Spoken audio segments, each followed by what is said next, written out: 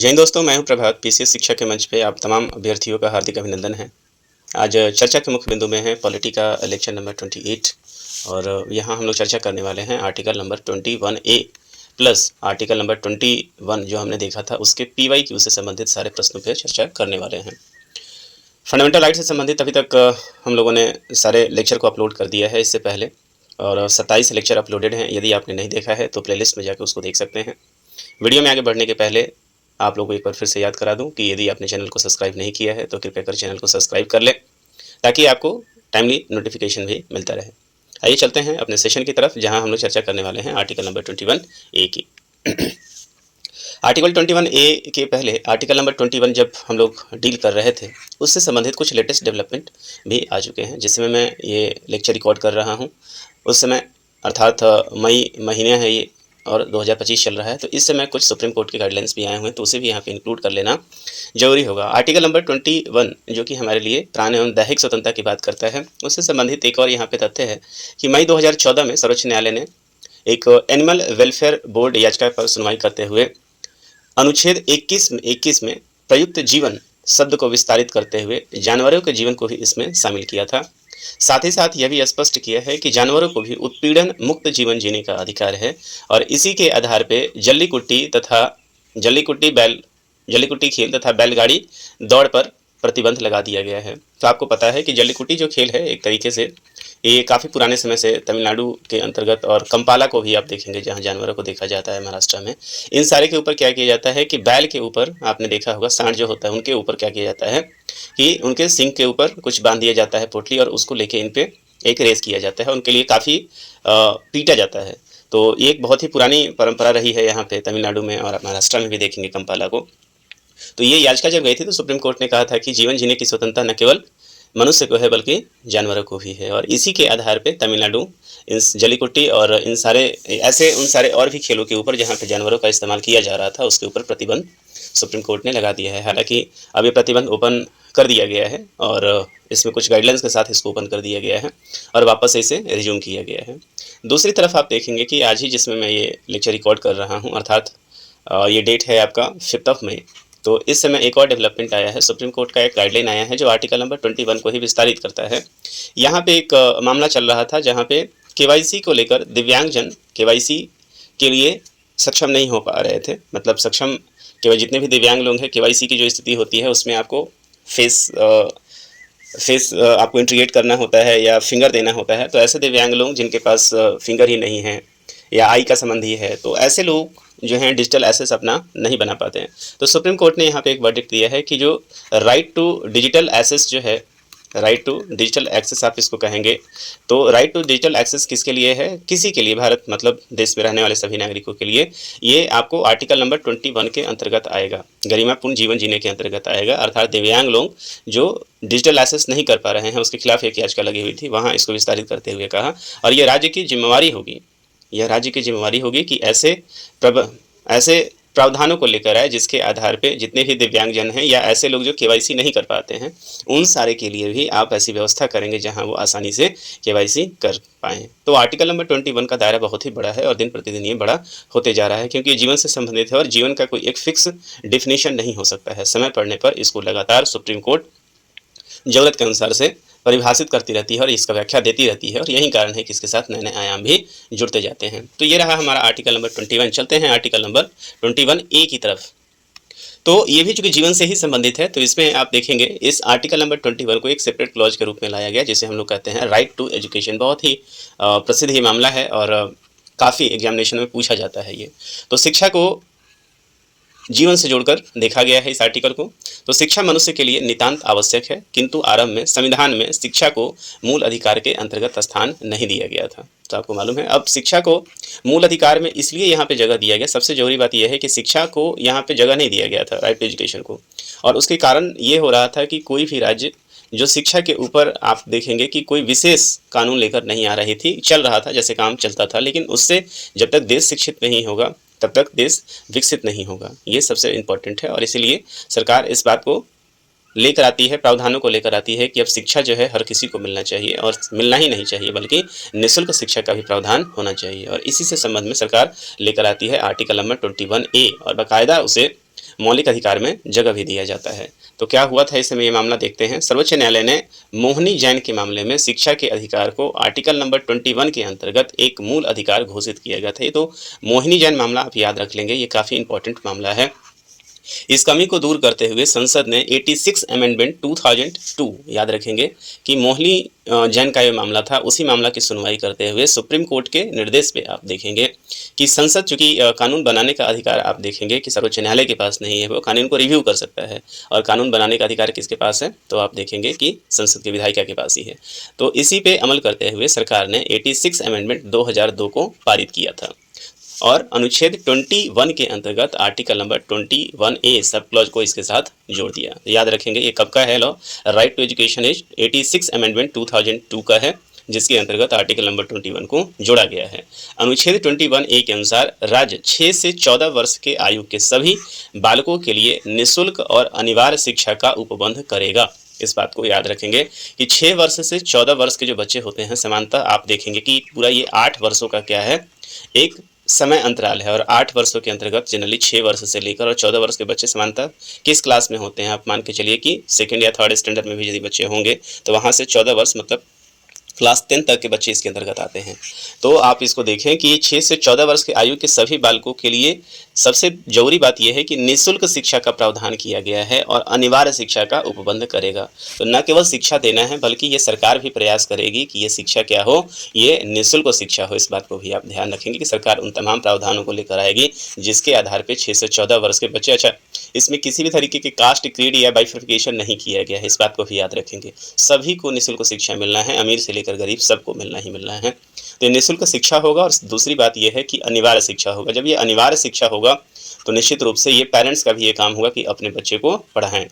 तो इस अधिकार इस यही कारण है कि इसके न केवल फंडामेंटल राइट में इसको जोड़ा गया है बल्कि फंडामेंटल ड्यूटीज में भी इसे जोड़ा गया है और अनिवार्य शिक्षा का उपबंध करेगा। और ज्ञातव्य है कि इस अधिकार को 1 अप्रैल 2010 से प्रभावी किया गया है। मोस्ट इंपॉर्टेंट फैक्ट है ये 86 अमेंडमेंट 2002 के माध्यम से इसे लाया तो गया था, लेकिन इसको लागू करते करते काफ़ी ज़्यादा समय हो गया और 1 अप्रैल 2010 से ये पूरा का पूरा प्रावधान जो है वो क्या किया गया है, हमारे देश में लागू किया गया है। और इसी के अंतर्गत आप देखेंगे सरकार कई सारे ऐसे प्रोग्राम को लेकर आएगी, जैसे सर्व शिक्षा अभियान आपको याद आ रहा होगा, इसी को इम्प्लीमेंट करने के लिए लाया गया था। और ऐसे कई सारे प्रोग्राम लाए गए हैं जहाँ पे आप देखेंगे कि बच्चों को निःशुल्क शिक्षा 8 से 14 वर्ष के बच्चों को निःशुल्क और अनिवार्य शिक्षा देने के लिए सरकार और दोनों एंड से काम कर रही है। सरकार को भी ये काम करना है और अभिभावक को भी ये काम करना है ताकि कोई भी बच्चा बिना शिक्षा के पीछे न रह जाए।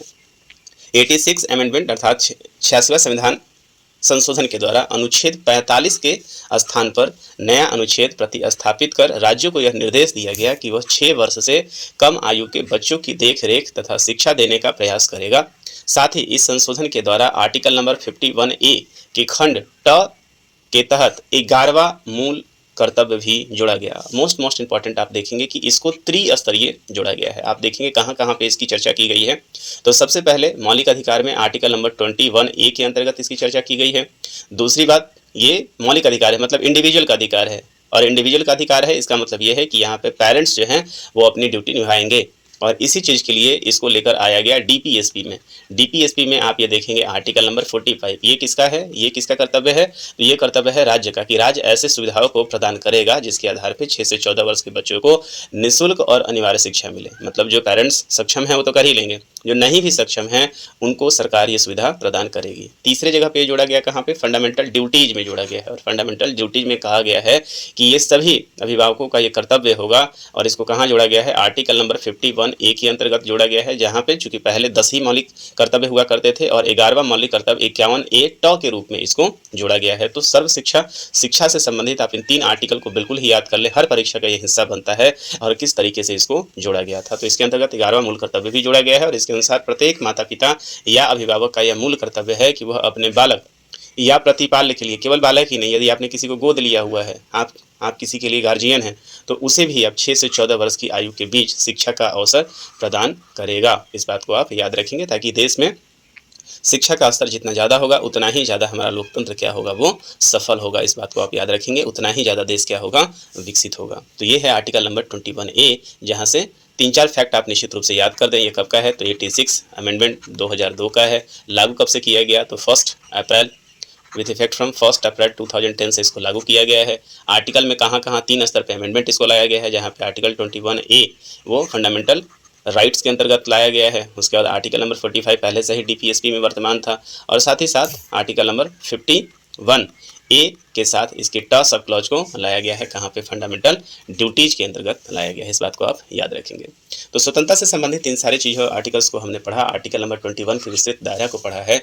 अब बिना PY की सॉल्व किए हुए आप अपने टॉपिक को कंक्लूड नहीं कर सकते हैं। तो आइए समझते हैं कि वो कौन कौन से क्वेश्चंस हैं जो आपके परीक्षा का हिस्सा अभी तक बन चुके हैं, लगातार इसको पूछा गया है, और खासकर ये आर्टिकल नंबर 21 और 21A से बेस्ड हैं। आइए चलते हैं क्वेश्चन। भारतीय गणराज्य के संविधान का कौन सा अनुच्छेद व्यक्ति की प्राण एवं दैहिक स्वतंत्रता के संरक्षण की बात करता है? चर्चा हम लोग कर चुके हैं। आर्टिकल नंबर 21 जो है ये इसका सही उत्तर हो जाएगा। अगले प्रश्न को देखें। भारतीय संविधान के किस अनुच्छेद में विधि की सम्यक प्रक्रिया सिद्धांत को शामिल किया गया है? तो सम्यक प्रक्रिया के अंतर्गत हमने चर्चा किया था कि आर्टिकल नंबर 21 को शामिल किया गया है। भारतीय संविधान का कौन सा अनुच्छेद व्यक्ति के विदेश यात्रा के अधिकार को संरक्षण प्रदान करता है? तो मोनिका गांधीवाद में हम लोगों ने देखा था कि आर्टिकल नंबर 21 के अंतर्गत इस विदेश जाने की यात्रा को भी इंक्लूड कर दिया गया था। इस बात को आप याद रखेंगे। तो ये कब का मामला था? 1978 का मामला था ये, जिसके अंतर्गत इसको जोड़ा गया था। मेनका गांधीवाद 1978 में उच्चतम न्यायालय के फैसले के बाद आर्टिकल नंबर 21 के न्यायिक निर्वचन के संबंध में त्रुटिपूर्ण कथन को पहचानिए। तो यह भार याचिकाकर्ता पर है कि वो सिद्ध करे कि जिस कानून की प्रक्रिया में उसे जीवन या दैहिक स्वतंत्रता से वंचित किया गया है वो शिक्षाधारी है। कानून द्वारा स्थापित प्रक्रिया USA के विद्यमान उचित प्रक्रिया के मोटे तौर पर समानार्थक है। आर्टिकल 21, 19 और 14 परस्पर अनन्य नहीं है। तो जरा देखें, ये हम लोगों ने इसके ऊपर चर्चा किया था कि ये अनन्य नहीं है, मतलब अलग नहीं है ना। तो 21, 19 और 14 को क्या है, एक साथ पढ़ना है, मतलब ये अलग अलग नहीं है, कहने का मतलब ये है। तो जीवन का अधिकार में गरिमा के साथ जीने का अधिकार शामिल है। तो स्टेटमेंट सही है, ये सही है आपका, ये भी सही है। तो बच कौन जाएगा आपका? आर्टिकल नंबर 54 का A जो है ये आप देख रहे हैं कि यह भार याचिकाकर्ता पर है कि वो सिद्ध करे कि जिस कानून की प्रक्रिया से उसे उसके जीवन या दैहिक स्वतंत्रता से वंचित किया गया है वो शिक्षाधारी है। तो ये जो है आर्टिकल यहाँ पे क्या हो जाएगा आपका? गलत होगा, क्योंकि मेनका गांधीवाद जो है 1978 का जो मामला था उसमें सुप्रीम कोर्ट ने अनुच्छेद 21 के न्यायिक निर्वचन के संदर्भ में यह भार याचिकाकर्ता पर नहीं है। उन्हें स्पष्ट रूप से बताया था कि यह भार क्या है, याचिकाकर्ता पर नहीं है कि यह सिद्ध करे कि जिस कानून की प्रक्रिया से उसे उसके जीवन या दैहिक स्वतंत्रता से वंचित किया गया है वो शिक्षाधारी है, बल्कि ये क्या है? ये राज्य का है। ये कर्तव्य क्या है? राज्य का है। इस बात को याद रखेंगे। और अभी हाल फिलहाल में राजस्थान PCS 2023 में पूछा गया है। आगे चलते हैं। निम्नलिखित में से किन्हें सर्वोच्च न्यायालय ने मौलिक अधिकार के रूप में मान्यता दिया है? आवास का अधिकार, विदेश यात्रा का अधिकार, समान कार्य के लिए समान वेतन का अधिकार। तो बड़ा इंपॉर्टेंट ये प्रश्न है, तो आप इसको देख सकते हैं कि तीनों ही जो क्लॉज है वो किसके अंतर्गत आता है? आवास का अधिकार, इसीलिए सरकार कई सारी योजनाओं को ले रही है ना, इंदिरा आवास जैसी योजना। विदेश यात्रा का अधिकार, समान कार्य के लिए समान वेतन, सेम वर्क सेम पे। तो ये तीनों ही क्या हो जाएगा? आर्टिकल नंबर 21 को डिफाइन करने वाले तथ्य हैं। निम्नलिखित अधिकारों में से कौन सा अधिकार अनुच्छेद 1A D को, याद देखिए यहाँ पे थोड़ा सा 1 कर लीजिएगा और D कर दीजिएगा, को अनुच्छेद 21 से मिलाकर पढ़ने पर प्राप्त हुआ है। तो हम लोगों ने देखा था कि आर्टिकल नंबर 21 जो है वो अकेले पढ़ना उचित नहीं रहेगा। इसके लिए आर्टिकल नंबर 14 और आर्टिकल नंबर 19 को भी आप इसके साथ ऐड करके पढ़ें। तो पढ़ने पर प्राप्त होता है विदेश यात्रा का अधिकार, शरण पाने का अधिकार, एकांतता का अधिकार और सूचना प्राप्त करने का अधिकार, दैट इज RTI। तो यहाँ पे जो सही उत्तर आपका हो जाएगा एकांतता का जो अधिकार होगा, मतलब राइट टू प्राइवेसी जो होगा वो किसके अंतर्गत आता है? तो आप 21 इन सबों को क्लॉज के अंतर्गत देखेंगे, और ये क्वेश्चन कई बार मल्टीपल टाइम्स पूछा गया है। इस बात को भी याद रखेंगे, इस बात को आप नोट कर लें, काफ़ी इंपॉर्टेंट ये है। और इसके अंतर्गत कई सारे मामले हैं जिसको आप यहाँ पे ऐड भी कर सकते हैं। राइट टू प्राइवेसी का मामला है और कई सारे इसको डील्स को, तो इसमें कुछ और चीज़ों को जोड़ सकते हैं कि आप क्या क्या चीज़ें यहाँ पे जिक्र किया हुआ है। तो एक 1975 का मामला था, जहाँ पे मध्य प्रदेश का मामला था, 1980 का मामला है। इन सारे जगहों आप देखेंगे कि इन सारे चीज़ों को लेकर आया गया था। राइट टू प्राइवेसी की चर्चा यहाँ पे की गई थी। पुट्टास्वामी वाद है, अगस्त 2017 का ये वाद है, 2017 का ये वाद है, जहाँ पे राइट टू प्राइवेसी को लाया गया था। तो देखते हैं कौन कौन से और भी चीज़ हैं जिसके अंतर्गत आप समझ सकते हैं जो 21 के अंतर्गत आते हैं। हालांकि हम लोगों ने चर्चा किया हुआ है, इसमें आप देख सकते हैं अच्छे पर्यावरण का अधिकार, मतलब स्वच्छ हवा आपको मिले। उसके अलावा शीघ्र विचारण का अधिकार आप इसके अंदर देख सकते हैं। विधिक सहायता, जिसके अंतर्गत नालसा की स्थापना की गई थी। एकांत कारावास के विरुद्ध है, आप अकेले किसी को आइसोलेट नहीं कर सकते हैं। पैर में डंडा बेड़ी डालने के विरुद्ध, मतलब पहले चलता था ना कि पैरों में जो है आप वो सिक्कड़ ऊपर डाल के ले जाया करते थे जानवरों की तरह, तो इसके अगेंस्ट भी आपका अधिकार है, वैसा पनिशमेंट आपको नहीं दिया जा सकता। फांसी के विलंब के विरुद्ध अधिकार है आपके पास। अभिरक्षा में हिंसा के विरुद्ध अधिकार है। पीने योग्य शुद्ध जल, जो शुद्ध जल आप देखते हैं तो शुद्ध पानी पीना भी आपका इसी के अंतर्गत आता है। अच्छे सड़कें हों आपके लिए, ये अधिकार भी आपको आर्टिकल 21 ही देता है। प्रतिष्ठा का अधिकार देते हैं, जिसके अंतर्गत आप देखते हैं कि मानहानि का दावा कर दिया जाता है, वो भी इसका अधिकार है। और सबसे इंपॉर्टेंट है कि चिकित्सक के द्वारा जब आप घायल होते हैं, गोल्डन आवर्स में होते हैं, तो वो शिक्षित, वो आपको उपचार प्रदान करना, ये भी आर्टिकल नंबर 21 के अंतर्गत ही आता है। अब यहाँ पे एक और चीज़ आप जोड़ लें, राइट टू डिजिटल एसेस जो है वो भी आपके 21 के अंतर ही आता है। निजता के अधिकार को जीवन एवं व्यक्तिगत स्वतंत्रता के अधिकार के अंतर्भूत भाग के रूप में संरक्षित किया जाता है। भारत के संविधान में निम्नलिखित में से किससे उपयुक्त कथन सही एवं समुचित ढंग से अर्थित होता है? 2018 का प्रश्न है, आईएएस ने पूछा हुआ है। तो आप देखेंगे कि निजता के अधिकार के लिए सीधा आप आर्टिकल नंबर 21 में चले जाइए, जो भाग 3 है, फंडामेंटल राइट, जहां 12 से 35 के अंतर्गत बात की गई है। तो सही उत्तर हो जाएगा आपका ऑप्शन नंबर सी। आगे चलते हैं अगले प्रश्न की तरफ। भारत के संविधान के किस अनुच्छेद के अंतर्गत निजता का अधिकार आरक्षित है? तो चर्चा हो गया है आर्टिकल नंबर 21। पुट्टा स्वामी केस याद रखेंगे। भारत के संविधान का कौन सा अनुच्छेद अपनी पसंद के व्यक्ति से विवाह करने के किसी व्यक्ति के अधिकार को संरक्षण देता है? मतलब कोई भी अपने पसंद के अनुसार जो है वो विवाह करेगा, उसके ऊपर आप थोपा नहीं जाएगा। यदि वो कहेगा अपने पसंद के अनुसार विवाह हम कर रहे हैं तो उसे रोका नहीं जा सकता। It comes under article number 21। निम्नलिखित में से कौन सा संविधान के अनुच्छेद 21 के दायरे में नहीं आता है? जो चिकित्सा द्वारा घायल को चिकित्सीय सहायता प्रदान करना, ये तो आता है। कार्यस्थल पर महिलाओं का लैंगिक उत्पीड़न, पानी की गुणवत्ता को दूषित करना और मृत्युदंड, तो ये सब जो है वो ये तो है। मृत्युदंड जो है वो आर्टिकल नंबर 21, मृत्युदंड से संरक्षण आर्टिकल नंबर 21 चर्चा नहीं करता है। तो सही उत्तर क्या हो जाएगा? 60 का डी जो है वो आपका सही उत्तर हो जाएगा। निम्नलिखित में से कौन सा अधिकार राष्ट्रीय आपातकाल तक में भी समाप्त या सीमित नहीं किया जा सकता है? तो 21 जो आर्टिकल है वो पहला चीज़ तो क्या है, व्यक्ति के लिए है, मतलब सभी के लिए है। दूसरा चीज़ ये है कि इमरजेंसी के समय भी इसको सस्पेंड नहीं किया जाता है। तो सही उत्तर जो आपका यहाँ पे हो जाएगा ऑप्शन नंबर बी, व्यक्तिगत स्वतंत्रता और जीवन का अधिकार, आर्टिकल नंबर 21। नेक्स्ट चलते हैं। उच्चतम न्यायालय के किस मामले के निर्णय के कारण संविधान के अनुच्छेद 21 के कार्यक्षेत्र का विस्तार कर शिक्षा के अधिकार को उसमें शामिल किया गया था? कौन सा मामला था? तो अभी मैंने चर्चा किया ही है कि वो मामला जो था जिसके आधार पे आपने देखा होगा कि इसको लाया गया था। उन्नी कृष्णन बनाम आंध्र प्रदेश, गोविंद बनाम मध्य प्रदेश राज्य, परमानंद कटारा बनाम और चमेली सिंह बनाम उत्तर प्रदेश। तो सही उत्तर हो जाएगा आपका उन्नी कृष्णन बनाम आंध्र प्रदेश का वो मामला था, जिसके अंतर्गत हाई कोर्ट ने, आप देखेंगे सुप्रीम कोर्ट ने 1993 में, ये कब का मामला है इस बात को भी याद रखें कि 1993 के अंतर्गत ये चर्चा चला था 14 वर्ष तक आयु के बच्चों के लिए निःशुल्क शिक्षा को अधिकार के रूप में शामिल किया जाए। इस बात का यहाँ चर्चा किया गया था और कहाँ शामिल किया जाए, तो अंततः इसको आर्टिकल नंबर 21 से निकाला गया है। और एक और बात समझें कि विषय वस्तु और मापदंडों के अनुच्छेद 45 और 41 के आलोक में निर्धारित, तो 45 और 41 भी इसके अंतर्गत जोड़कर देखा जाता है, जो कि डीपीएसपी का जो है वो क्या है, क्षेत्र है। तो याद रखिएगा उन्नी कृष्णन बनाम आंध्र प्रदेश का था, जहां पे चर्चा किया गया था कि सिर्फ इससे काम नहीं चलेगा कि आपको शिक्षा देना है, बल्कि इसको आपको फंडामेंटल राइट के दायरे में लेकर आना पड़ेगा। ये 1993 का मामला था और उसी के बाद आप देखेंगे कि इसको 2000 में 86 अमेंडमेंट के माध्यम से इसको लाया गया। 6 वर्ष की आयु से 14 वर्ष की आयु के बीच में सभी बच्चों को शिक्षा का अधिकार क्या है, मूल अधिकार है। किसके अंतर्गत है? तो आर्टिकल 21A के अंतर्गत 86 अमेंडमेंट 2002, आप याद रखेंगे 86 अमेंडमेंट 2000 का ये मामला है, 2002 का ये मामला है। साथ ही साथ आप ये भी याद रखेंगे कि इसको लागू कब से किया है, सबसे इंपॉर्टेंट है कि 1 अप्रैल 2010 से लागू किया है, 8 वर्षों के बाद। इस बात को आप याद रखेंगे। तो भारतीय संविधान में संशोधन करके शिक्षा का अधिकार कब लाया गया? तो ये क्वेश्चन पूछा गया है, संशोधन करके लाया कब गया है आपसे? तो मैंने बोला कि विद इफेक्ट फ्रॉम, तो अमेंडमेंट तो पास हो गया था संसद में कब का, 86 अमेंडमेंट 2002 को ही पास हो गया था, लेकिन इसको इंप्लीमेंट कब से किया गया? तो 1 अप्रैल 2010 से। निम्नलिखित में से कौन सा मानव अधिकार भारतीय संविधान के अंतर्गत मौलिक अधिकार भी है? तो कौन सा है? शिक्षा का जो अधिकार है वो क्या हो जाएगा आपका, मौलिक अधिकार के रूप में आएगा। कथन कारण से क्वेश्चन है, राज्य 6 से 14 वर्ष के सभी बच्चों को निःशुल्क अनिवार्य शिक्षा प्रदान करेगा। एक प्रजातांत्रिक समाज में शिक्षा का अधिक मानवाधिकार के रूप में विकास के अधिकार की व्याख्या के लिए अपरिहार्य है। तो स्टेटमेंट आपको देना है। तो ऑब्वियसली ये दोनों ही स्टेटमेंट आपको यहाँ पे दिख रहा है वो क्या है, कथन और कारण जो है दोनों आपको यहाँ पे सही नजर आ रहा है। तो इसी के साथ इस सेशन में हम लोगों ने कंप्लीट रूप से आर्टिकल नंबर 21 और 21A के बारे में चर्चा किया है, जो आपके परीक्षा के दृष्टिकोण से अत्यंत ही महत्वपूर्ण है। मुझे उम्मीद है कि पूरा सेशन ये आपको पसंद आया होगा और परीक्षा के दृष्टिकोण से तो ये अनिवार्य है ही है। तो यदि आपको सेशन बेहतर लगा होगा तो निश्चित रूप से आप चैनल को भी एक बार सब्सक्राइब कर लें और साथ ही साथ अपने दोस्तों के बीच में भी इसे शेयर करें। चलिए, तो आज के सेशन में हम लोग यहीं पे विराम देते हैं। मिलेंगे आपसे अगले सेशन में, जहां चर्चा होगी आर्टिकल नंबर 22 की, जहां हम लोग देखेंगे कि ये स्वतंत्रता से संबंधित ये आखिरी आर्टिकल होगा। इसके बाद स्वतंत्रता वाला जो आर्टिकल है ये समाप्त हो जाएगा। ठीक है, तो यहीं पे देते हैं अपने सेशन को विराम। मिलेंगे आपसे अगले सेशन में। तब तक के लिए साइनिंग ऑफ। दिस इज प्रभात। जय हिंद।